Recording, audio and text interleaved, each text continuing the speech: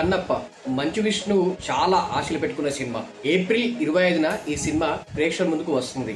ఈ సందర్భంగానే తాజాగా కన్నప్ప టీజర్ విడుదల చేశారు మేకర్స్. మరి ఆ టీజర్ ఎలా ఉంది, సినిమాపై ఎలాంటి ఇంపాక్ట్ క్రియేట్ చేసింది అనేది ఈ వీడియోలో తెలుసుకుందాం. ఆ డీటెయిల్స్ లోకి వెళ్లే ముందు హాయ్ హలో నమస్తే, welcome to our channel cinema talks. First time ఎవరైనా మన ఛానల్ చూస్తుంటే దయచేసి సబ్స్క్రైబ్ చేయండి. ఇక కన్నప్ప టీజర్ విషయానికి వస్తే ఈ సినిమా పైన మంచు విష్ణు చాలా ఆశలు పెట్టుకున్నారు. కేవలం ఆశలే కాదు, 100 కోట్ల పైగా బడ్జెట్ కూడా పెట్టాడు. అందుకే ఈ సినిమాకి సంబంధించి అనౌన్స్మెంట్ వచ్చినప్పటి నుంచి ఒక ఆసక్తి నెలకొంది. సినిమా ఎలా ఉండబోతుంది, కన్నప్పగా మంచు విష్ణు ఏ మేరకు ఆకట్టుకోబోతున్నాడు, ఈ సినిమాతో అయినా ఆయన కెరీర్ కి బ్రేక్ వస్తుందా లేదా అని ఆడియన్స్ ఈగర్ గా వెయిట్ చేస్తున్నారు. ఇందులో భాగంగానే సినిమా ఎలా ఉండబోతుందో చెప్పడానికి టీజర్ విడుదల చేశారు మేకర్స్. టీజర్ విషయానికి వస్తే నాకైతే చాలా సోసోగా అనిపించింది. అసలు 100 కోట్ల పైగా బడ్జెట్ ఈ సినిమాకి ఎక్కడ ఖర్చు పెట్టారనిపిస్తుంది. ఎందుకు అంటే టీజర్ మొత్తం చూస్తే ఒకే చోట జరిగిన ఫీలింగ్ అనిపించింది.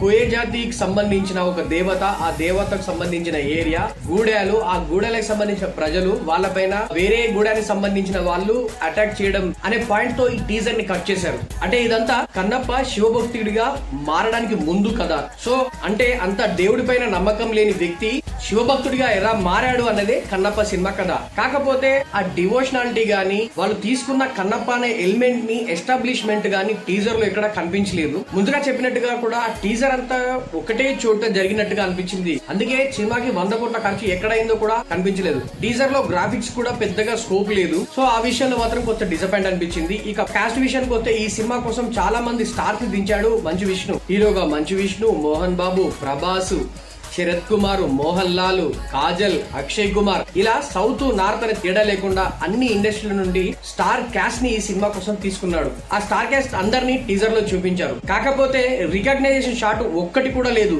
ఎక్సెప్ట్ ప్రభాస్. ఆ ప్రభాస్ ని కూడా లాస్ట్ లో హెడ్ రివీల్ అయ్యే షాట్ తప్ప మిగతా ఎక్కడ కూడా హైలైట్ షాట్ అయితే ఎక్కడ కూడా కనిపించలేదు. ఆ విషయంలో అయితే ఖచ్చితంగా కన్నప్ప టీజర్ డిసప్పాయింట్ చేసిందని చెప్పాలి. ఇక విజువల్స్ పరంగా అయితే ఈ సినిమా అంతా న్యూజిలాండ్ లో షూట్ చేశారు. అక్కడి ఆ గ్రీనరీ, ఆ గ్రీన్ లొకేషన్స్ మాత్రం చాలా అద్భుతంగా కనిపించాయి. ఆ విషయం మాత్రం కొంచెం పాజిటివ్ గానే అనిపించింది. కెమెరా వర్క్ కూడా చాలా బాగుంది. ఇక మెయిన్ గా చెప్పాలంటే కన్నప్ప లాంటి సినిమాలకి మ్యూజిక్ చాలా ఇంపార్టెంట్. కథలో ఎంత ఎమోషన్ ఉన్నా ఆ సోల్ ని ఆడియన్స్ వరకు తీసుకెళ్లేది మ్యూజికే. ఈ సినిమాకి స్టీఫెన్ దేవసి మ్యూజిక్ అందించాడు. టీజర్ లో ఎక్కడ కూడా డివోషనల్ ఎలిమెంట్ ని టచ్ చేసిన మ్యూజిక్ ఎక్కడా కనిపించలేదు. ఒక మాస్ ఎంటర్టైనర్ కి ఎలాంటి మ్యూజిక్ ఇస్తారో స్టైలిష్ మ్యూజిక్, ఆ రేంజ్ లో ఈ టీజర్ కి మ్యూజిక్ కొట్టాడు స్టీఫెన్.